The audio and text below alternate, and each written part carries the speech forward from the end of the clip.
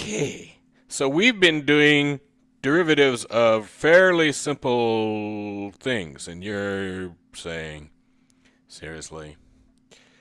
And what I mean by that is we have one variable on one side of the equation and one variable on the other. Okay? In other words, we've been doing y as a function of x and finding out that's a y. Finding out y. Different ways of solving different kinds of equations in this. What happens, though, if I have y as a function of x1 and x2? Or z is a function of x and y, or some such thing. Or I have, yes, I'm about to scare you. Something like that, where there's n x's. Well, there's an answer to that, and you knew there must be an answer, because otherwise I wouldn't have started on this thing. And the answer to that is called a partial derivative. And really, don't be scared. Partial derivatives and regular derivatives it's the same techniques, just with a twist, okay? Now, we in the biz don't really say partial derivative. We say, I took a partial. So you'll hear people say, oh, I took the partial, I found the partial. And they mean le partial derivative. Okay, fun? Okay, so again, let's suppose I have this, z equals a function of x and y. Let's think about this graphically for a second. When we had, y is a function of x, we could just draw, right, x, y, okay? But now what we want to do is have a z basically coming out of the screen right at you. And again, you're asking me to draw something that I'm terrible at. I am not an artiste. Wait until you see me draw a horse in the next section. And if you're wondering why I'm going to draw a horse, it's something good to keep you alert in class. Where is the horse? Okay? If we have this thing, then we have some kind of shape, which is, and again, you're asking me to draw this, but we're going up on x and up on y. Imagine, if you will, a hill, and we're going this way up the hill and this way up the hill at the same time. So we could be over here, we could be at a point right there, which means we've gone this far up and that far over, right? We've come to it's complicated, okay? Because the graph is, and there's a much better drawing in your book, and hopefully it'll make more sense to you. If there's 3 or more, if it's x1 and x2 and x3, we can't draw a graph of it. All right? The reasons why we need to be in this world is there are things in the universe that we cannot draw a graph of. Okay? So, let's take the case where I have f is a function of x1 and x2. That's a 1. Okay? And that exact function is 3x1 squared plus x1 x2 plus 4x2 squared. All right, which is really pretty simple equation. Okay? In the old days, we would just say dy dx, but there's 2 x's. So there's 2 things we do here, that it's a partial. We're going to use a symbol that looks like that. Okay? So we're going to say dy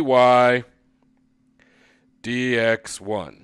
And I just kind of wing it with the symbol, but it's sort of like a D, that flops around.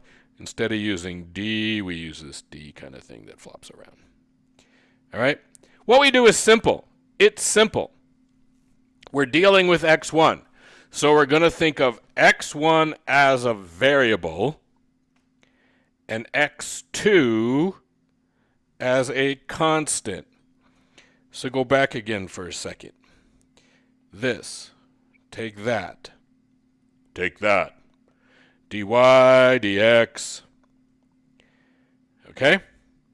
Well, the a is a constant. It drops out, right? That becomes 0. If this is x1 and this is x2, we just consider that x2 to be an a, and it's going to drop out. It's going to be 0. Okay? B is a constant, and this comes through as b, right? And the x goes away. The x goes away. That's because that's, again, x1, and the first derivative of that is going to be 1 times x to the 0, which is 1 times 1, which is 1 times b, which is b. Okay? So dy dx here is just b, the slope. Well, if I put x2's in here for the a and the b, and just pretend they're constant, I'm going to get b, which is x2 out of this. Okay, so let's think about this. I'm taking the partial with respect to x1. So if I look at that, that's easy, right? I bring the 2 down, and I have 6x1. These guys, x1 is a variable. Now x2 is a constant. The x1's going to go away, and I'm just going to bring down the x2. And then I'm going to look at this. There's no x1's in there, so that's totally a constant, and that's 0. Then I'm going to take the partial of y with respect to x2, and I'm going to do the same thing. There's no x2 in there. The whole thing is considered now a constant, so I get 0. Now, x2 is the variable, x1 is the constant. The partial with respect is x1, right? Something, a constant multiplied times x, just brings the constant, right? B times x, I just get the b. And then this is simple. That's going to be 8x2, okay? And we're going to call that f1, and we're going to call that f2. Okay, was that easy? That was super easy. Like super duper easy. But, he said, but, there's some things we can do now. So I could take a second derivative of this with respect to x1 and a second derivative of that with respect to x2. Yes? Or I could take a derivative of this one now by x2 and a derivative of this by x1. Here we go, rebels. Yeah. So life is going to get more fun. More fun? More fun. Like more fun. All right, so let's try z equals 5x cubed minus 3x squared y squared plus 7y to the 5th. Partial of z with respect to x is going to be 15x squared, yes, minus 6xy squared plus 0, right? Take that with respect to x, take that with respect to x, holding the y constant. There are no x's here, so that's just a constant, and that becomes 0. Then I can take the partial of z with respect to y. Yes. Now that whole doobie there is a constant. That's worthless. The x squared is a constant. The y, so I'm going to get 6x squared y plus, now this is a variable, and I'm going to get 35 times y to the fourth. Okay. What could be more fun than that? Oh, there's a minus sign there. Forgot that. Okay, minus sign. You should have reminded me. It's your job as students to catch the fact that I forgot the minus sign and to point that out and to, yeah, it's your job. Okay? It's your job. It's your job. Can we do another one? Yeah? Z equals x squared y cubed v to the fourth. Is it soup yet? Partial of z with respect to x. The y and the v are constants. First derivative of that would be, put a 3 in here. Yeah, just for fun. 6xy cubed v to the fourth. Partial of z with respect to y would be 9x squared y squared v to the fourth. And the partial of z with respect to v is going to be 12x squared y cubed v cubed. Ooh.